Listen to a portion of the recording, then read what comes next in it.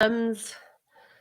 Hello, Hidden Gems. Another late night live, but we cannot finish this night without talking to all of you. We apologize for this late live. We know that for those in the United States that are watching Dateline tonight, that ended a couple of hours ago or a few hours ago. Well, on the Pacific coast where we are, it doesn't start until very late, and it just ended about 20 minutes ago. So I enjoyed watching Dateline tonight. And by enjoyed, I mean I appreciated and valued how they were putting the story together. John did not watch Dateline tonight, we'll be honest. And we've been on Dateline twice now, and you have chosen not to watch either time. Well, It's not in fairness, I had a little guy to put to bed, so that had a big part in it. But that played a big role in it. Yes, that did have a big part in it. That you were one of us had to watch our son, and he wasn't about to watch that tonight. Right, and, right, yeah. That's not as we say in our household. That's not a wind down show. Right. We do wind down shows at our house, and that was definitely not in that wind down category. So I watched it for us tonight.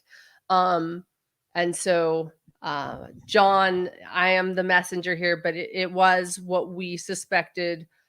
Very emotional. I feel actually kind of solemn, I think is the word you could use. They had Kaylee's parents on there a lot. I was grateful for their voices on this. We heard from friends of the victims that we heard about what this how this affected those on campus and those close to the victims. And it was in true Dateline Keith Morrison, Shane Bishop fashion. It was a very well done production. And you also came away realizing just what a tragedy it is, what it was and is. So that's my takeaway. Hello, everyone. I'm looking at chats now. Yes, exactly, Danielle. So hello, everyone. Shannon noticed that I got a haircut. So yeah, that's a good observation, Shannon. I had a New Year's resolution to get a haircut because I've been trying to get a haircut now for 6 weeks. And every time I went in for a haircut, Lauren would call me and say, "Oh no, we need to do this," or "We've got breaking news," or "We're going on News Nation," or something always came up. So it was difficult to enact my New Year's resolution could be as simple as a haircut, because I kept getting pulled back into the fold. So I finally got it done tonight. So thank you for acknowledging that. Congratulations. And not exactly the most ambitious New Year's resolution, by the way. I've got some other ones that are a little more ambitious. Yes. And but MK, I did get a haircut. We see, MK, that you have a new emoji by your name. That means that you must have become a YouTube member. Many people have been asking us, and we finally have YouTube membership. So thank you for supporting us in that way. And thank you for everyone that's here with us on our late nights in the U.S. I know that a lot of our overseas listeners wish that we could keep doing this, right? Our overseas hidden gems, it works well for them. They're up. But for those that are staying up really late to be here, thank you. Yes, 6:30 p.m. here in Australia, Ozzy Ted says. So anyway.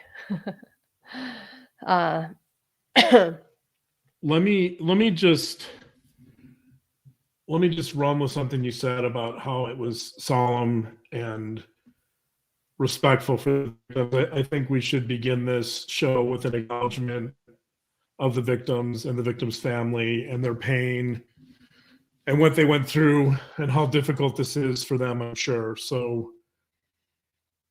I don't think we should ever overlook that or neglect that fact. And this is about them. And I didn't see it yet, but hopefully I'm sure it sounds like it represented the victims well. So yes, it did represent the victims well. Martha at the beginning Martha was a friend of the victims, and she told the story of how she had been with Xana the night before, Xana and Ethan, but she'd spent a lot of time talking to Xana at the Sigma Chi party the night before, the night of the murders, but it was the night, right? The night they went to bed. And then that early the next morning, that same night, they were killed. And she said that she was with them and it meant a lot to her. And then the next day she was meeting Hunter, Ethan's brother, and he wasn't showing up for a study session.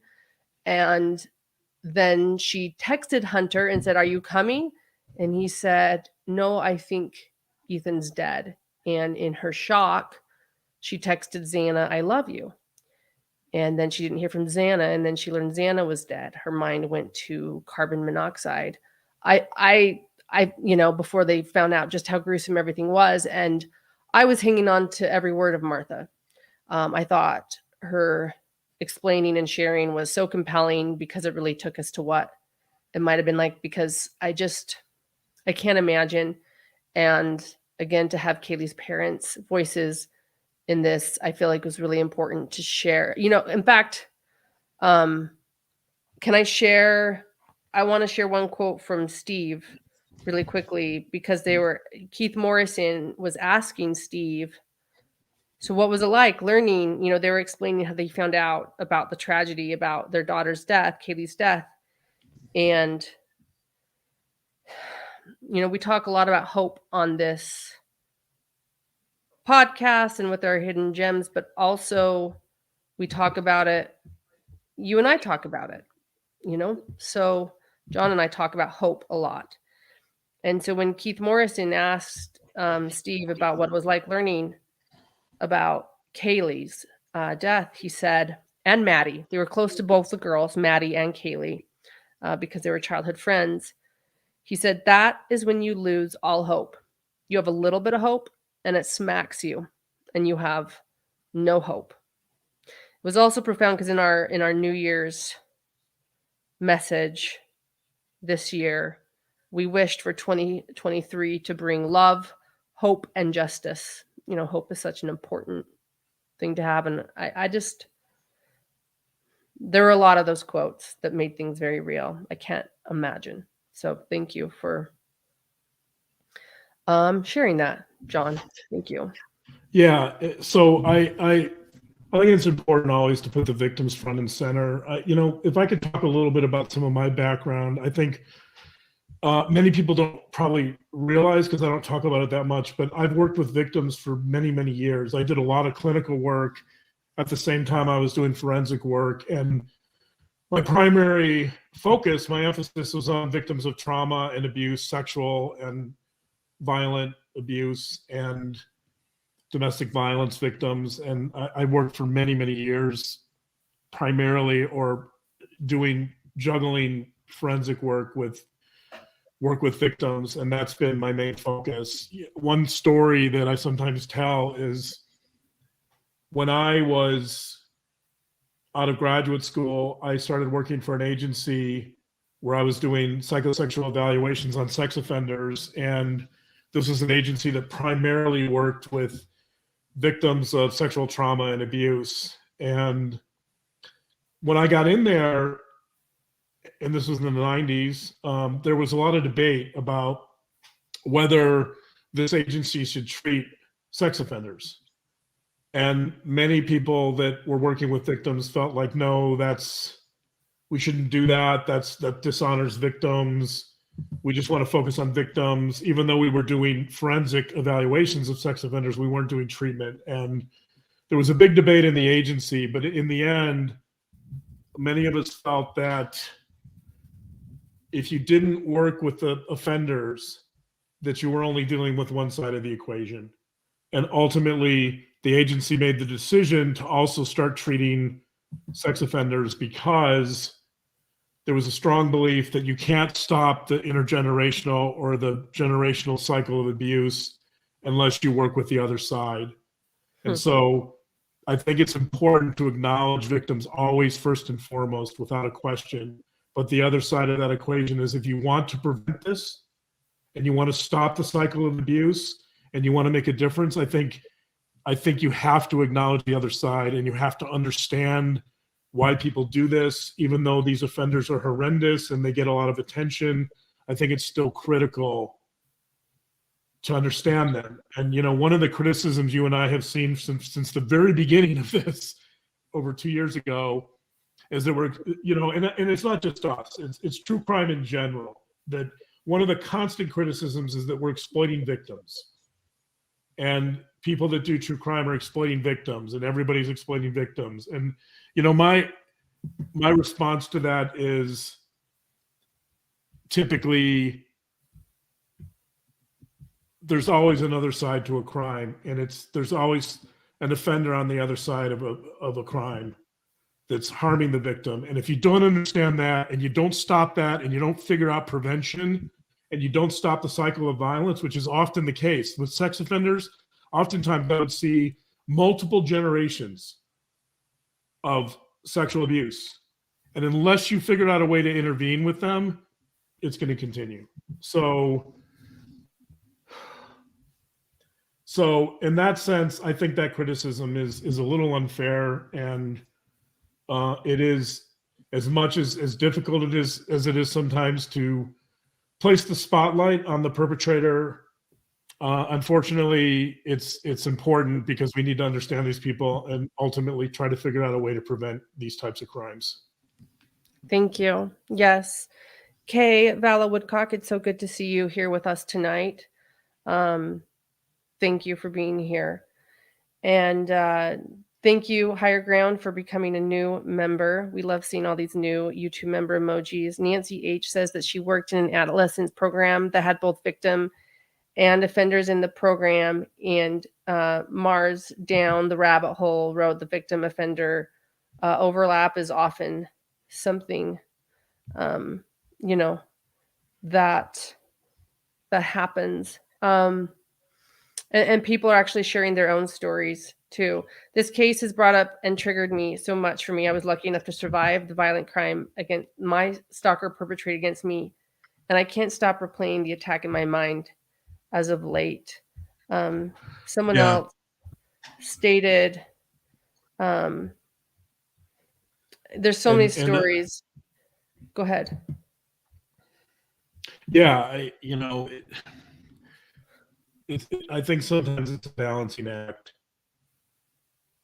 that the victims have to be given prominence, but on the other hand, we need to understand the offenders too. So I think a lot of my career has been spent trying to figure out how to walk that tightrope. And, you know, that ultimately, in many ways, a lot of my job has been to make decisions about community placement for offenders. So violent and sexual offenders, should they be readmitted back into the community? Should they, right? And so, believe me, I've lost some sleep making this. Lauren can tell you this. I've lost some sleep making decisions that have put people in prison for the rest of their lives. And in Nevada, for example, there's a statute that says that risk assessments take precedence over the judge. So in other words, a psychologist like myself who deems someone to be high risk for reoffense essentially makes the decision to put someone in prison for potentially the rest of their life. So that's not something I signed up for in grad school, believe me, and it's a decision that carries a huge amount of weight. And when I have to make those decisions, Lauren would tell you that I lose a lot of sleep over that, because as bad as some of these criminals are, still making the decision to essentially send someone away for the rest of their lives is a very, very serious decision. Yes. Valerie Moore, thank you so much for your support. I want to concur what John said. Yes, he loses a lot of sleep over it, and that it is a heavy decision, and he does his evaluations like no one else I've ever seen. And I have seen some other evaluations, because I know that you take the decisions you're making and the conclusions seriously. I want to point out Tony Fitz. And if anybody has questions tonight, we can answer a few questions tonight. We're going to have a brief live tonight because it's so late. But again, after watching Dateline, being that it's Friday night, we just didn't want to go to bed until we regrouped with all our gems tonight. But Tony and Fitz Lauren, you've been sick too, so you're yeah. kind It of feels like running someone's into. sick every week, so I wasn't going to tell everyone. Yeah. Yeah, whatever John had, he gave to me, and so Yeah, sorry, I was sick last week, so yeah. this, I don't want someone to be sick every week, but yes, we've all been sick. Tony makes a good point that it's not there's no somebody who suffers abuse doesn't, in most cases, the victim does not go on to become an offender. It's, in fact, the numbers are roughly 20-25%. So the vast majority of victims of abuse do not become abusive. So that's a good point to make. I think it's important to emphasize that just because someone is traumatized and a victim of abuse, it certainly doesn't mean that they're going to end up becoming an offender. It happens, but the odds are greater, especially with males, that they might become offenders later, but still, roughly 80%, 75, 80% do not go on to offend. Lisa Smith, thank you for sharing your brave story. I just took it off, but she is a survivor. Yes, she said that she was kidnapped and raped, violent rape, and she therapy helped. She wished she'd gotten it sooner, and she is a survivor. I'm seeing a lot of victim stories here, and I just want to. I can't believe the incredible survivors we have often on our channel. And you know what? It's interesting about our channel is I'll know hidden gems names. I'll see these YouTube names I recognize and have no idea, and then I learn that they were what they've been through. And I just want to say there's so many amazing survivors in chat tonight, particularly Kay Woodcock also being one of them, and I assume Larry is with her tonight too. I know we were texting earlier. John, there was a question for you earlier about how you keep your head on straight, and I can't find the comment to post it, but we can take a few questions right now, and we're kind of on that topic. People have always been curious of your job, including me. I mean, I started asking you questions about it on our first date. But how do you keep your head on straight? Because I've asked you this too. We've talked about this plenty. Anything you can share? I want to just Higher Ground made a comment about that I have a tough gig and I have a huge heart, and thank you very much for that. I think that's the key, really, is to stay open and to stay compassionate, to try to keep my heart open. It's hard. I think there's a price to be paid for what I do, for sure. I choose that. I choose to pay that price, but I think that price is that I have a long history of depression for many reasons. I won't get into all of that here, but it's week after week to deal with victims and to deal with criminals.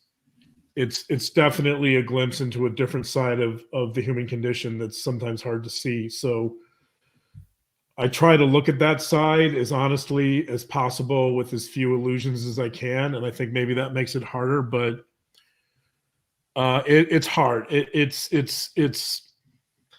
I think I try to find some healthy outlets. I spend time with my family, and I try to get outdoors and do some hiking and outdoor activities when possible. I think that helps me kind of forget a lot of things. But in the end, I think it's if someone takes what I do seriously, I think there's a toll that accrues from doing this. And I'm just being honest about it. So I don't know, but I mean, I wouldn't. I feel like I'm meant to do this, so I wouldn't do anything else. In spite of the toll, I think that I love this. I love digging deep into human nature and the human condition, and I tend to be somewhat philosophical by nature. So I think that's another way to deal with it. Instead of, sometimes I need to take a step back and just reflect on what the bigger picture is and what that means for all of us. So maybe that's part of my coping too, is if I get too wrapped up in the minutia, if I come out of like an evaluation that's been really intense and difficult and hard to cope with, I think sometimes I'll back up and just try to think about the larger implications, and that helps me too. Yeah, I watch them go through the process. I've talked about it a little bit before, but you'll go all day and be with them all day, and then you'll come back with a lot of empathy and a really heavy heart, and then I think you get a little bit angry during the evaluation at them. The anger comes Yeah. out more. You have the empathy while you're with them because you have a big heart and you're open to learning about them, and so I've learned that, like, you come feeling really heavy because you learn a lot about their lives and their past, and it's really Yeah. sad, and you get to know them in that moment, and then as you write the report, you get a little bit angrier at what they did and why, and then even then, you'll go back to rewrite and process for so long. I want to say thank you to Lisa, T-Tab, and Lynette too. Thank you everyone for your kindness tonight, and I see that we're getting new YouTube members after sharing. We have a membership. Many people are asking how to join. Great question. So new for us. I will find out and let everyone know. So yeah, thank you, Higher Ground, so much. Yeah, and thank you, Lisa. That's a good question. Has Dr. John, have you ever avoided crime scene photos before? He does see them. You've had to see autopsy photos and many things. Let's first start with that. No, the answer is no, that if whatever discovery is given to me, I'll examine all of it. So my job is to go through all the information I can obtain. The more information, the better. And it's necessary for me to review everything to fully understand what I'm trying to assess. So it's ironic because Lauren and I found some information on the suspect in these murders, and it was interesting to see some people's reaction to them. There was one person in particular who said that information is worthless, that it doesn't deserve any credence, right? And I mean, which was a little shocking to me, because whatever information I have, if it's relevant and it can help me understand someone better, I want to see it and read it and digest it. Thank you. There was a question from someone above. The chat is going so fast. I have a thing where I like to pin the question so John can see what we're talking about, but I'm missing those, but I am remembering questions. Someone said, I just really want to know why I think that Maddie and Kaylee were the targets, because I didn't mention that in the Dateline, and I will mention that. And thank you to the people who are sharing how to subscribe and join as far as a membership goes. And thank you, Sarah Blackburn, for your compliment. I did see it. So, John and I was the one that said that, John, in the Dateline. Again, John doesn't know. John didn't watch it. I did. And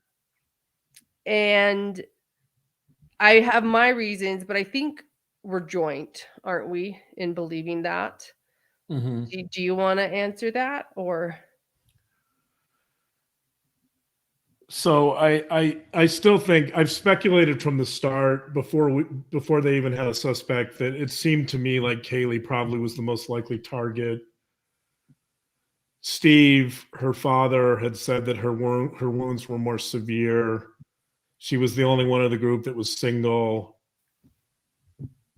She seems like, and I don't know what the suspect knew, but she came in for the weekend, so it seemed like maybe the person may have known, maybe the suspect may have known that she was not going to be around that long. I don't know, but anyway, I think the nature of the injuries, her social status, being single, it seems more likely to me that if she had some interaction with the suspect, that if any of them had some interaction with the suspect, it would have been her. And so she probably would have given the suspect the most opportunities to feel rejected or to feel resentful or whatever he was experiencing. So Madison was not single, and I think she was probably in the wrong place at the wrong time. She was in bed with Kaylee. I mean, of course, I acknowledge that this is speculation. We don't know for sure, but usually when a victim has more severe injuries, it indicates that the offender had more of a grudge or more resentment against that person. And so I think from a psychological standpoint, you think perhaps this is a target. If indeed we learn from law enforcement, as we've heard from Kaylee's dad in the past, but if indeed we hear from law enforcement that Kaylee did have worse injuries. Yeah. Right. That's been debated, by the way. That's been disputed, but I think Steve probably wasn't supposed to say that, and he did. And I mean, I to me, he's believable. Yeah. In adding to that, since I was the one that said it in the Dateline, I do want to add, for the reasons I sort of shared too, is if he came through that second floor entrance, it seems like he could have, and it was to hurt people, Xana, Ethan. I think he might have checked Dylan's room or tried to hurt Dylan too. I think just the fact that he went to the third floor implies he was going up for their reason. And if he stalked the house 12 times, which I also state during the Dateline episode, and he was as close as he was, Steve says during the Dateline episode that he was so close. They learned this through the PI as well, their own family PI, as well as investigators, that he was so close that he could actually connect, or almost did, or did connect to the girl's Wi-Fi.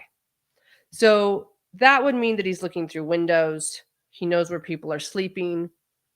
So those are the reasons. Just logistically, I think that he was targeting girls on the third floor. But I also think, and I think we might learn this later, that this was someone who did want to commit a mass murder, which we've talked about, on certain people. And if that Papa Roger is indeed who we all suspect he might be, that was talked about on Dateline too.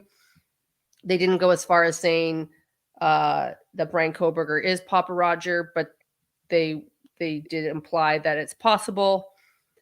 And if that is indeed Brian Koberger, Roger, and that's Papa Roger, like we've sort of always suspected, we'll know soon. We're waiting for law enforcement to confirm that. That could be an ode to Elliot Rodger, which is what you've always stated and brought up in profiling someone that also, and you can talk about that a little bit. So there are multiple reasons why I think Ethan was in the wrong place at the wrong time. This it's heartbreaking. So, and it may be.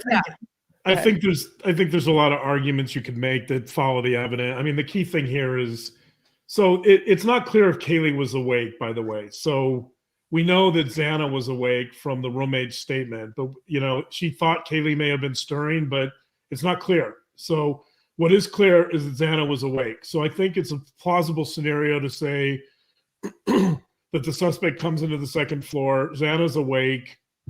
He sees that she's awake. He knows that right away there's a threat there. He doesn't want witnesses. Whether he was targeting all four or three, it's too hard. I don't know. But I mean, it seems to me like a plausible scenario, knowing that Xana was awake. The killer comes into the second floor. Xana's awake. She's playing with the dog. I know that the roommate said that it may have been Kaylee playing with the dog, but she wasn't clear.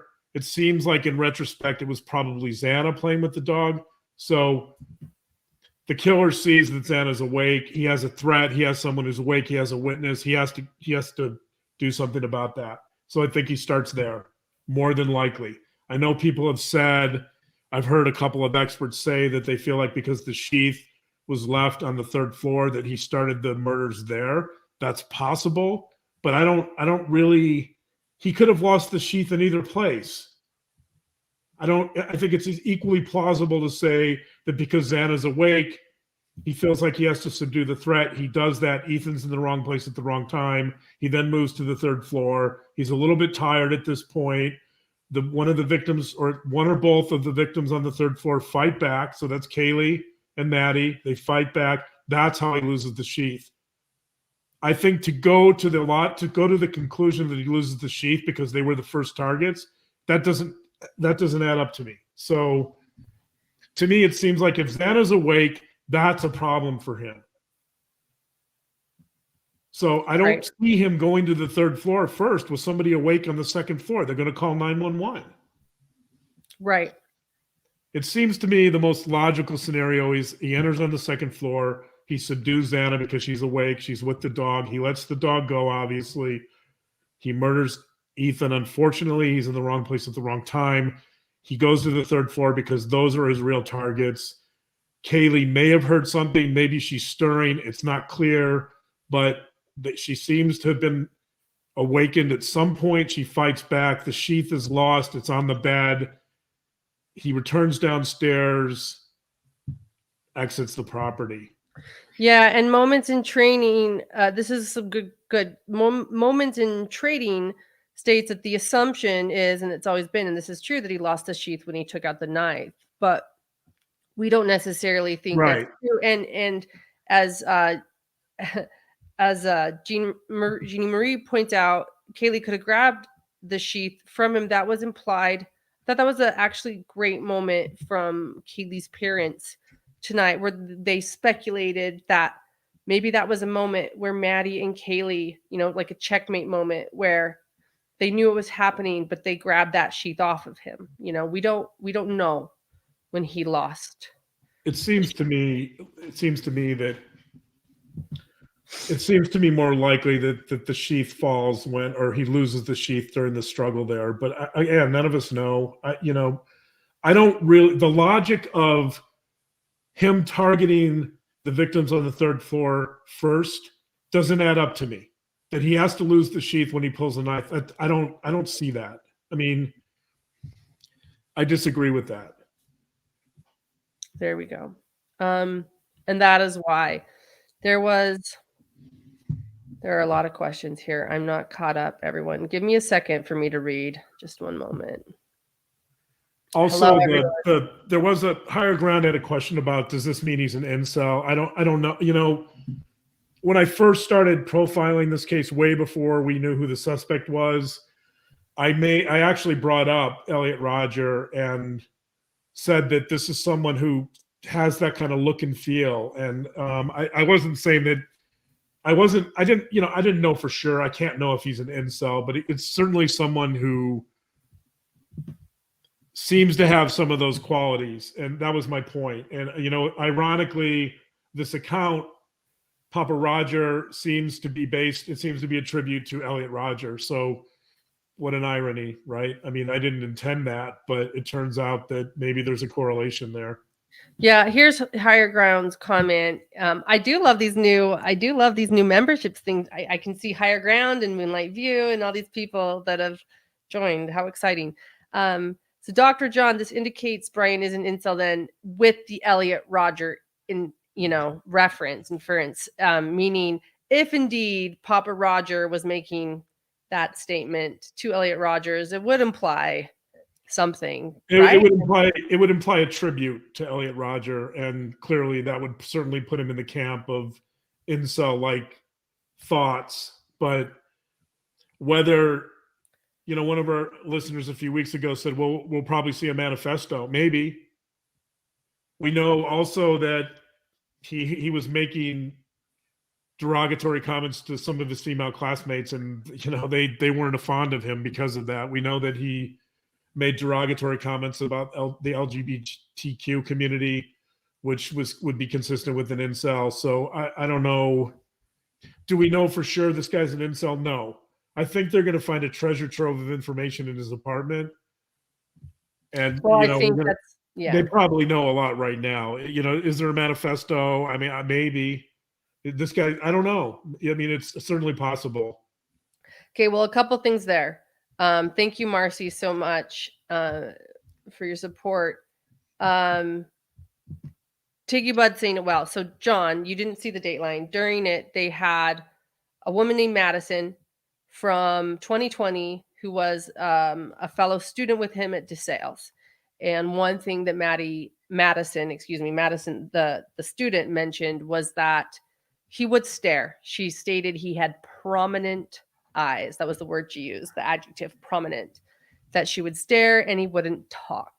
Now we go to Tiggy, and she says, I think incel implies that he did not know how to find self-gratification in his interactions with women. He seemed like he wanted to fit in with a stereotype of cute girls.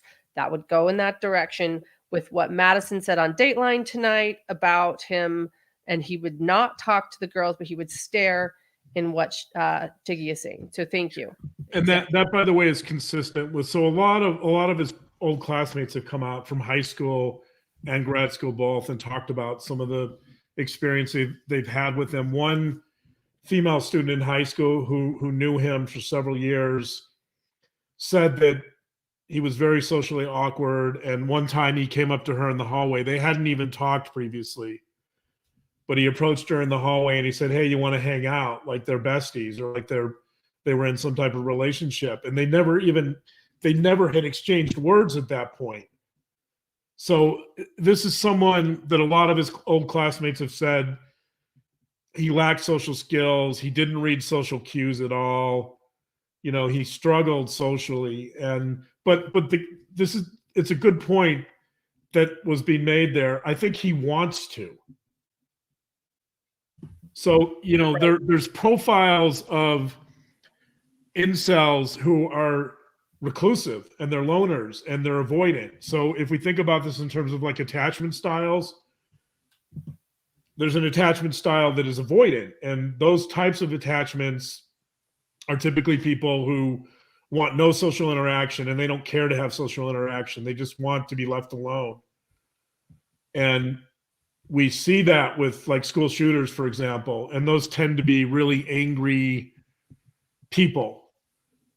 He seems to be angry too, but he does seem to have this desire to connect to other people. And that's more of an ambivalent, kind of an anxious ambivalent attachment style, which means there's more of approach avoidance. He wants to find a way to connect to people, but he doesn't know how. So he approaches them, he gets rejected, and then he pulls back and avoids those relationships. But he keeps going through that cycle of approach avoidance. And so that's more typical of someone who's suffering from anxiety around relationships and poor social skills, rather than someone who might be like a true psychopath who's avoidant of all relationships and a total recluse and just wants to be left alone. Yes. Those are very different profiles. Yeah. So Susan D., let's talk for a second about Dylan Mortensen, the surviving roommate, who is a big part of the affidavit, because she was mentioned a lot in Dateline tonight.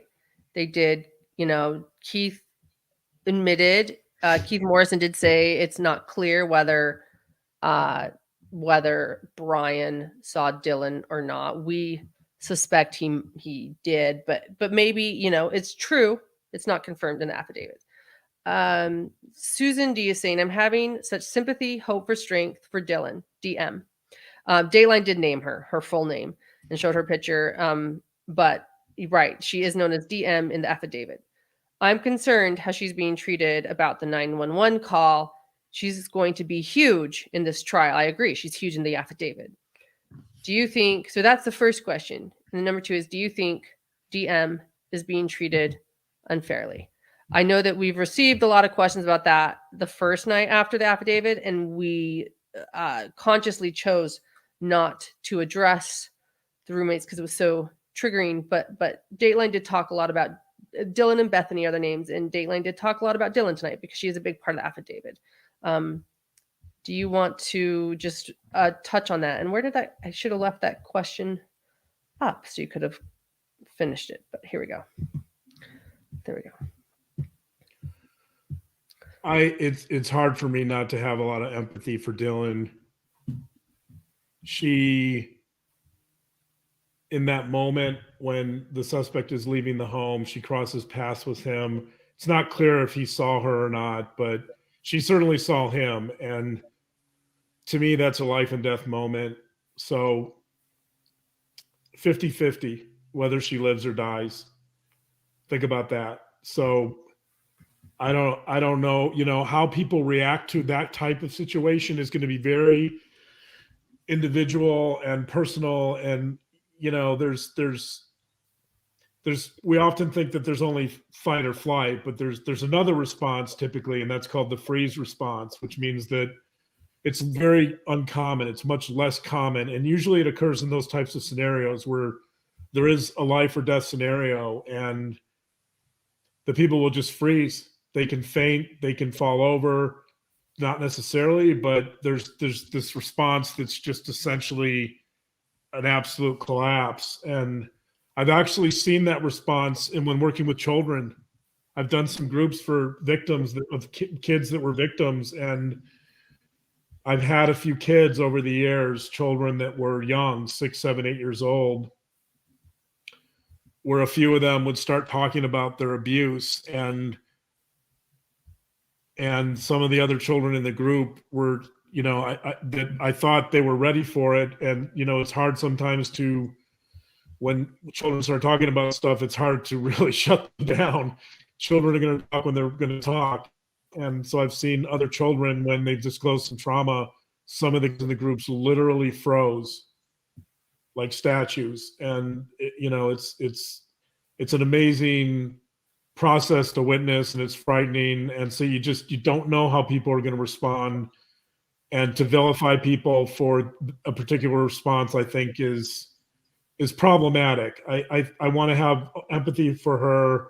I understand people's response, that if she reacted faster or called 911, perhaps some of this could have been prevented. Or I don't, it seems to me when she crosses paths with this guy that it's probably too late for the victims. But I don't know. I think I try to picture myself in that situation, and I'd like to say that I'd call 911, but who knows for sure? I've never been in that situation. So, and who knows what she was going through before that? I think she could have been out partying. So her ability to interpret the environment was probably less, or her reaction time would have been less. I don't know. I'm sure there were a lot of variables involved. So I think my response is to have empathy for her and to try to understand what she experienced and not necessarily blame her. Thank you. Thank you so much. Thank you, Susan, for your great question. I concur. There was someone there are quite a few survivors here sharing their same stories that were similar. Danielle, thank you for becoming a member. What other questions? The chat is going fast, so feel free to ask your questions again if we miss them. And some of my moderators know, they have my cell phone number, that if I miss something important, they can text me. Oh, do you guys want to see my cell phone case, by the way? I don't know if you can. Yeah. My phone is broken. It's a really old phone. I have a really old phone. People keep telling me I need to get a new phone. They're like, you're a podcaster and you have that old a phone. I'm like, yes.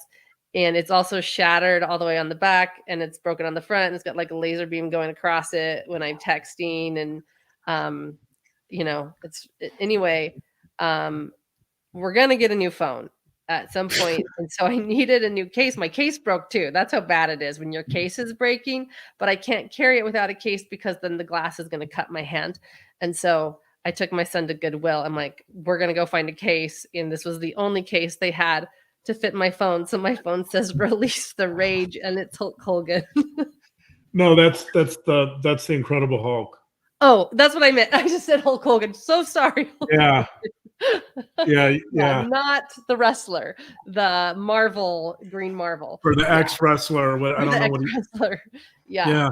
Yeah. No. Yeah, we So, better clarify that. Yeah, that's the right. Incredible I Hulk. think That's I'd rather have the Incredible Hulk than Hulk Hogan. So anyway, sorry. I Although, feel like I need to share that just in case people see it on accident. So like if people see my phone cover while it's here, please know there's a reason. So thank you, Goodwill, for release the rage probably isn't the best saying on your phone for this particular situation, but right. It's not the best thing for a, true crime podcast. That's why I actually wanted to explain it, is because I do hold it up a lot and I don't want anyone to find it confusing. It's doing the job. There we go. Right. So ignore the saying on the phone and, yeah, just pay attention to the content and not the phone, right? Or yes. the podcast.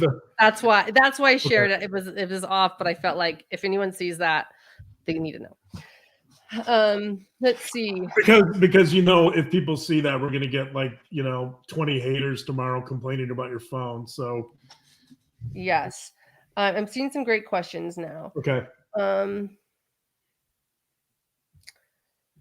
Moonlight View. Will we ever know why Brian did this? Because it is true, law enforcement doesn't need a motive, for an affidavit. People, some people said that, well, they don't need a motive. I'm like, of course they don't need a motive. We've been curious. We're trying to understand the crime. So will we ever know why? I think the answer is yes, because if and when I say if this goes to trial, it may not go to trial if they have such compelling evidence from his apartment that maybe he confesses or he discloses that he committed the crime, in which case it'll probably go to a plea deal, which would be him pleading for his life against the death penalty or something like that. So, but certainly if this goes to trial, I would expect a lot of the information they collected from his apartment and elsewhere, maybe his car, there's probably some blood splatter in his car.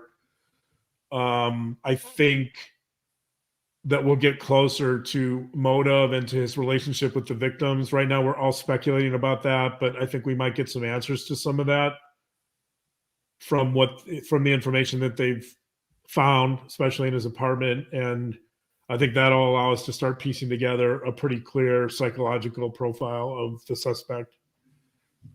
Thank you. Sel asks, Dr. John, do you also work with families of perpetrators? If yes, what do they go through?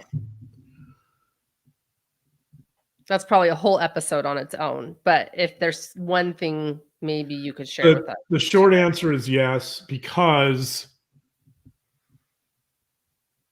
so this goes back to the story I was telling at the beginning about how the agency I was working with at the time decided it was important to do treatment for perpetrators in order to stop the cycle of violence. And so part of that, so with sex offenses in particular, there's something called reunification or family reunification, which means that the goal ultimately, especially if it's incest or if it's abuse that's within the family, so it could be a relative, it could be just broader family system, the larger family. So, but the goal in those cases oftentimes is to reunify the victim with the family. And the victim drives that process, by the way. So if the victim doesn't want it or is not ready for it, there's no reunification.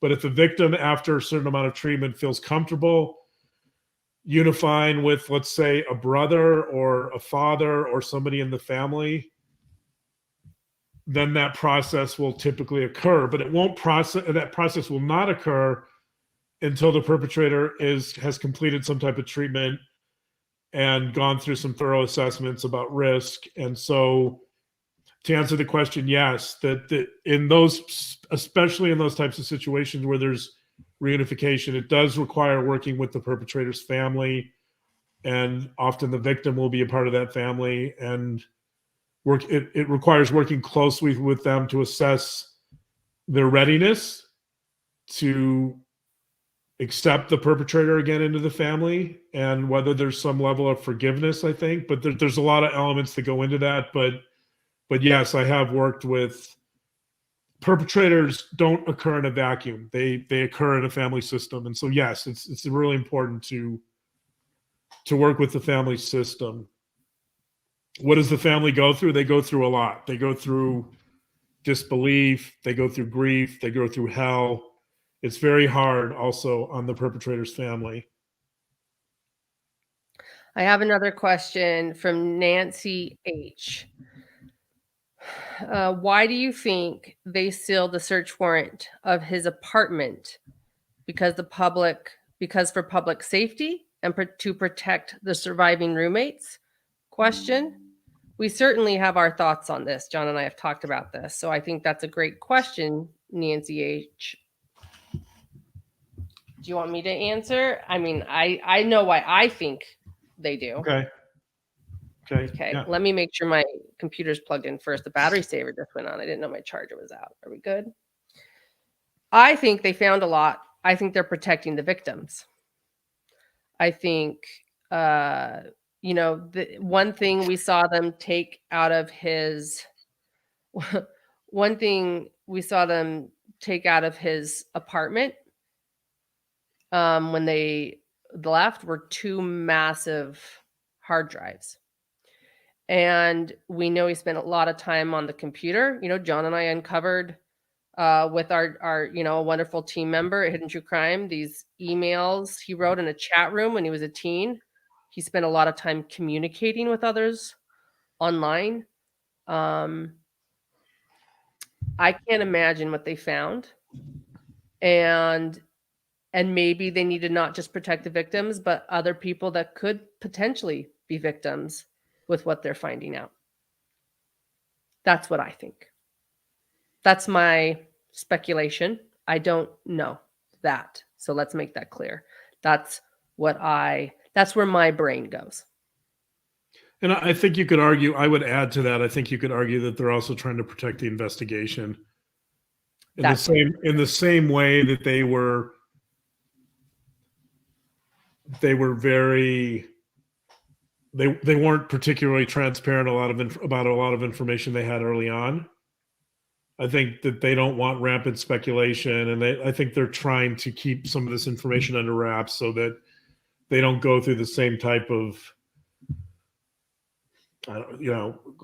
rampant speculation from internet folks about what's going on and who did what. So I think some of it has to do with they're trying to make sense of the information first and foremost, and they probably don't want to release a lot of information at this point until they understand it and they have a lot of information collected.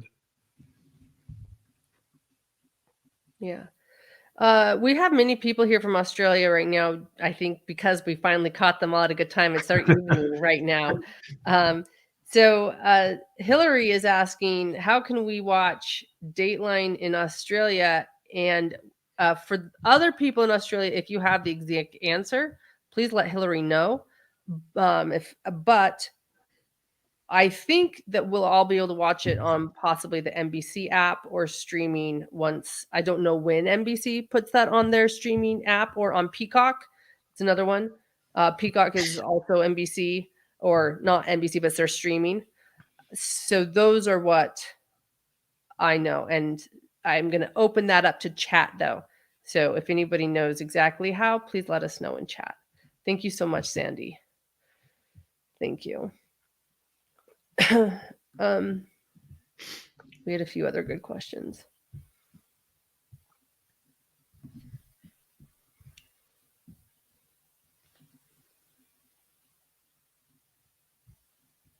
A lot of good comments. Thank you, everyone.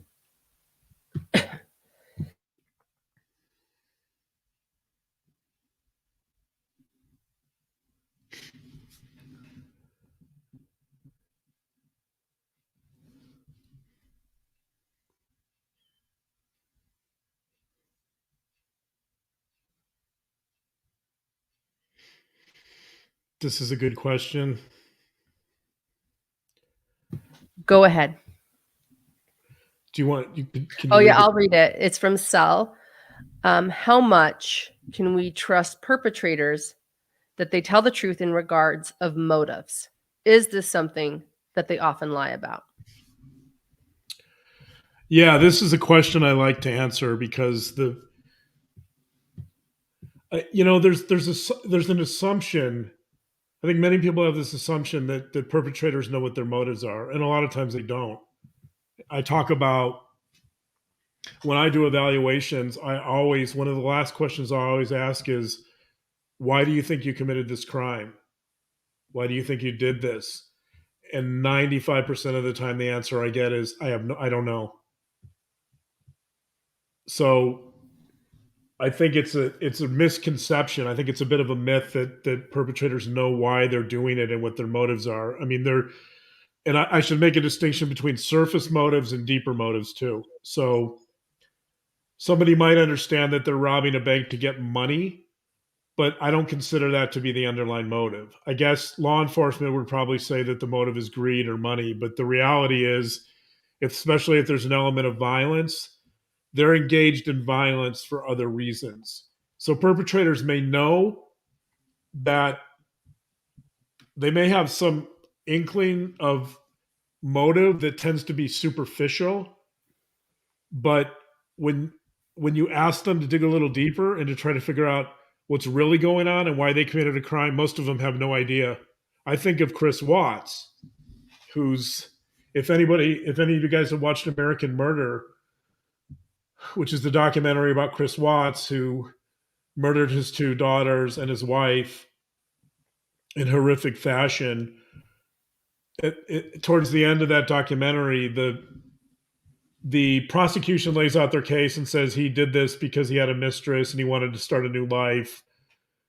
And the judge turns to Chris Watts and says, why did you do this? And so the prosecutor just gave this response. He gave his theory of the case. He did it because he had a mistress and he wanted a new life. And Chris Watts tells the judge, I don't know why.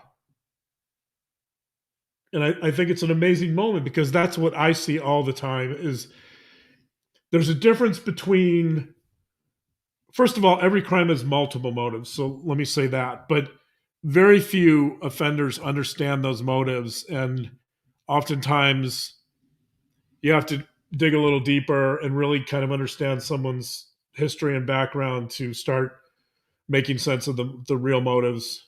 And that's one of the things we try to do in our podcast and our YouTube channel, I think, is to try to dig a little deeper.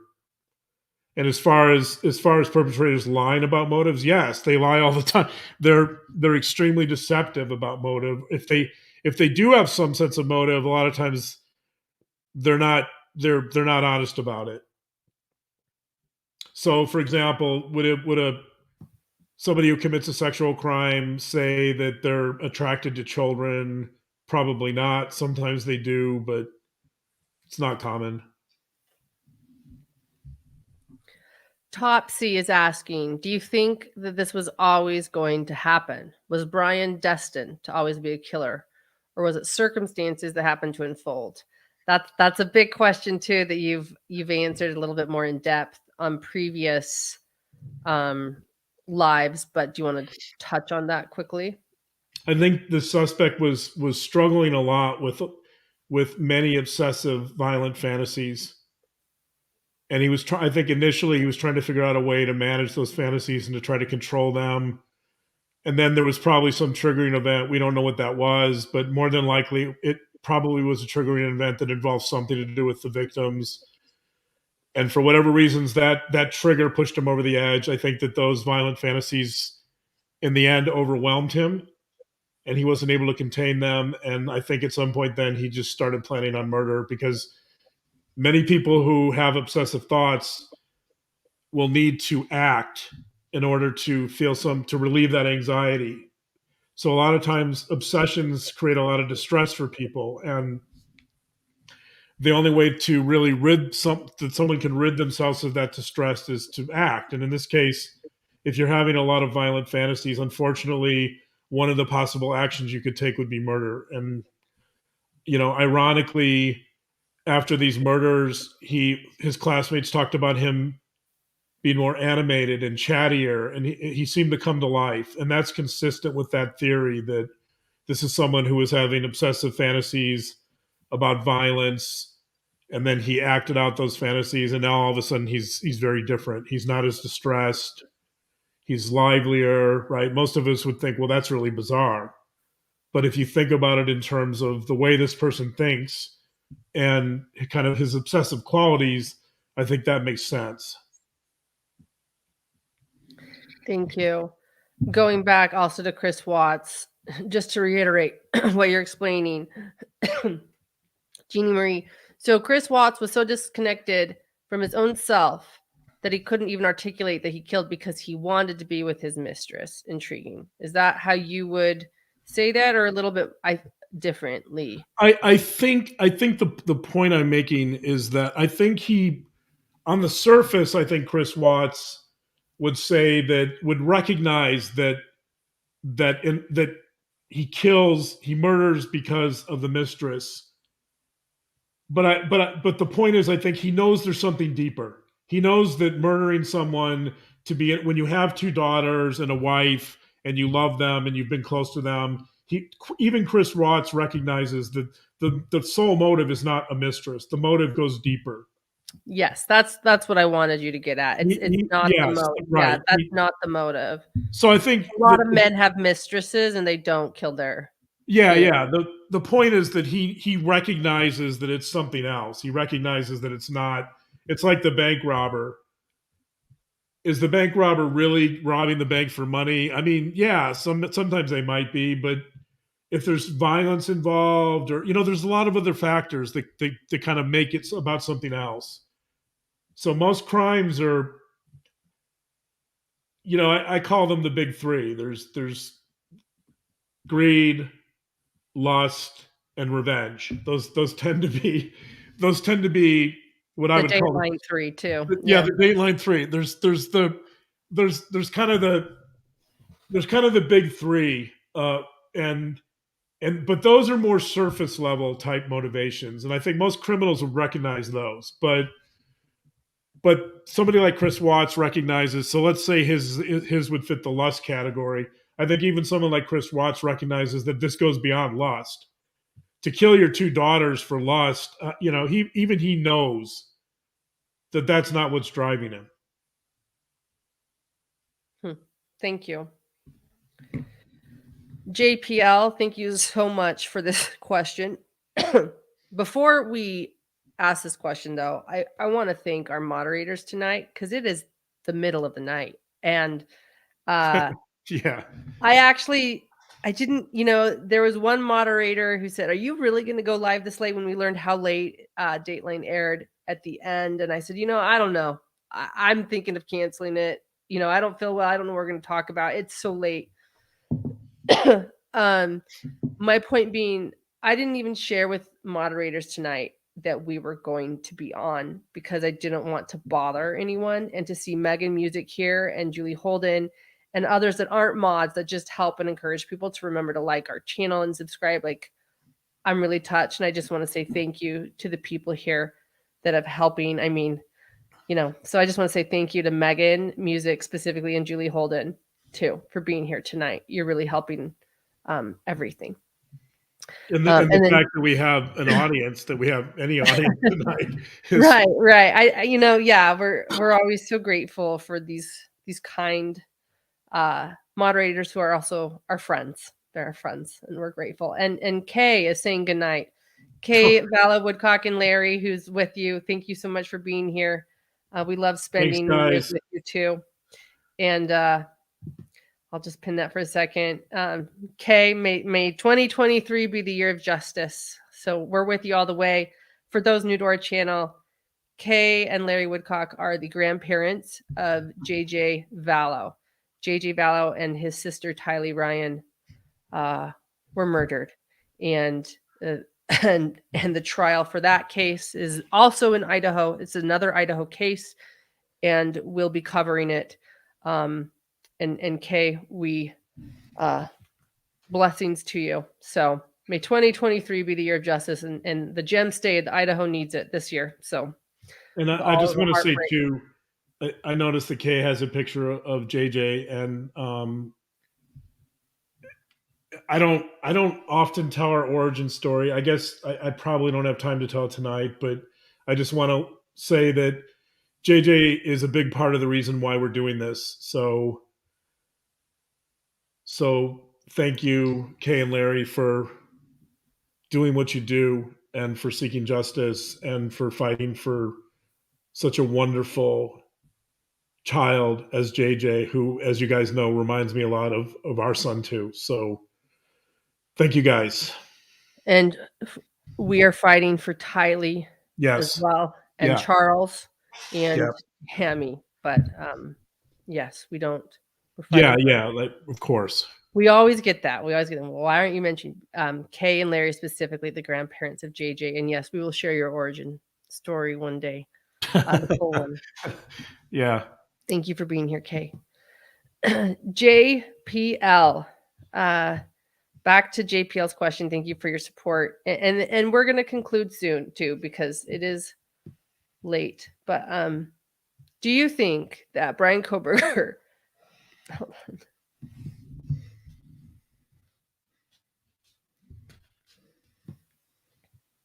you can read that question sometimes. I'm coughing. Like, go ahead and read it, babe. Do you think that BK wanted to be like other high profile criminals? I'm so afraid he's going to try and write a book.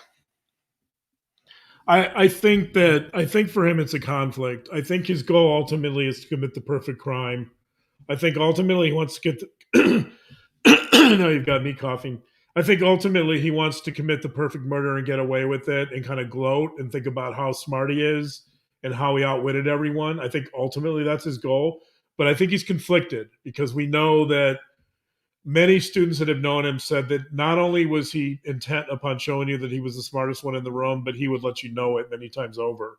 So obviously this is someone who's attention seeking and he wants you to know that how smart he is and how clever he is and how, important he is. And so that would be consistent with someone writing a book about what they did. Is that possible? Yeah, I think it is possible. I think he may want to talk about this someday. I hope not, but he might.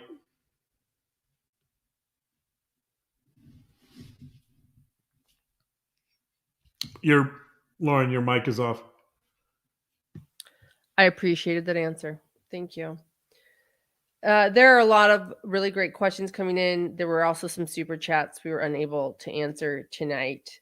So we will be going live. We always go live on Friday evenings, usually a lot earlier, unless there's a Dateline showing. And what time are we? We're usually going live at 5:30. Always double check. Sometimes we have life issues, so we never set the time for certain, but it's about 5:30 right now. And thank you to everyone who is liking our channel and subscribing. Michelle, I saw your comment and I would love to talk further with you. I want to thank Michelle Mattis, and forgive me, Michelle, if I'm even mispronouncing your last name, but Michelle Mattis is always encouraging people to like and subscribe to our channel too. She's like our mod without the moderator symbol. Thank you, Michelle. It means a lot. And yes, feel free to give me an email. We appreciate you so much. Anything else? I just have to, that's an interesting comment. So with all that being said, everyone, thank you for being here tonight. Let me answer this question here, though, about leaving the sheath. Yes, that's a really good point. And it was a comment, not a question, but I thought you might like that, but I didn't want to read it just in case. I'm going to cough. Go ahead. That he left the sheath, he must despise himself. I think that's one of the reasons he goes back to the crime scene the next morning, by the way. I think someone who, I'm surmising that this is someone with some obsessions or obsessive thoughts. That's based on some of his dietary habits and his exercise habits and comments he's made to other people. And it's also based on the fact that he seems to have stalked the victims, which often involves a bit of an obsessive quality. But I think he goes back to the home after he commits the crime because he knows that sheath is in there, and he must have just been tripping over himself. he must have just been he must have been berating himself for leaving the sheath in the house, and I think he was mulling the possibility of going back into the house at like 9 a.m. in the morning, and he was weighing whether he would get caught or get found on camera. So it's a really interesting moment. I think that's correct. I think higher ground is correct, that sheath really, really, really must have disturbed him a lot, and probably still does. To suggest that there might be some truth to Maddie or Kaylee pulling it off. There was a comment earlier by someone who said that he probably didn't just drop it when he pulled the knife out, because it looks like it's something that snaps on a belt, and it was probably on his belt with the snap, and that somebody could have pulled it off. So just to point out, that's a possible reality. I just want to throw that in there too. Like, maybe those, to add to what heroes Maddie and Kaylee might have been, maybe they did help him leave that sheath at the crime scene. I don't think it points to the fact that the murders begin on the third floor, though. Like, I've seen some speculation about that. That doesn't make any sense to me. No, well, I'm saying if they pulled it off, it doesn't matter where he was. Yeah, right. It doesn't. I think that's a more likely scenario. Yeah, if it's buckled to his belt, he doesn't drop it when he pulls the knife out. Yeah. So, all right, everyone. Thank you so much for being here tonight. Forgive us for the questions we didn't get to. Like I said, there are even a couple of super chats we didn't get to. Please leave them in the comments, your questions. And if you gave us a super chat, please let us know. And we'll read all of the comments and answer some of them next Friday for our Hidden Hour. And thank you to those who are becoming YouTube members. We do have memberships now, different levels of being our hidden gems. Johnson's out coughing. We better go while we're ahead of ourselves. And thank you, everyone. We're so honored to be a part of Dateline. Not once, but twice now for two different cases. We really do think that Dateline does an incredible job in telling a story and caring about the victims and getting their facts right and doing their research. And we do know that they've been in Moscow, Idaho. They were one of the first people there. They've been covering this for 2 months, and 2 months, almost 2 months to the date. So we're honored that when Shane Bishop asked us, the producer of Dateline, if we wanted to take part in this again, we said absolutely. We have such respect for Keith Morrison and for Shane Bishop and the whole committed Dateline crew. So thank you to Dateline for having us, and thank you to our hidden gems for being with us through this journey. I want to acknowledge our community and the hidden gems and how much you guys have meant to us. And I want to acknowledge our community and thank our community and express my gratitude, because without you guys and without this platform, we wouldn't have a voice. And thank you for giving us a voice and a place to talk about crime, and for then, allowing people like Dateline to think that we're interesting enough to help illuminate these types of crimes. Otherwise, they never would have reached out to us. So this begins with our community, and we're really, really grateful that people show up to listen to us and let us kind of speak our minds. And we hope you guys are able to kind of obviously add to the conversation. So thank you guys for everything. And now I'm losing my voice. Thank you guys for everything. So now I'm going to take over for you. Thank you guys for everything. It's clearly time to go. We'll get some rest. We'll get some cough drops and be prepared for next Friday. And if there's breaking news, as always, get ready for those spontaneous lives, hit notifications, as well as subscribing, because there are those surprise lives that come. Thank you, everyone, and have a great night. Thanks, guys. Good night.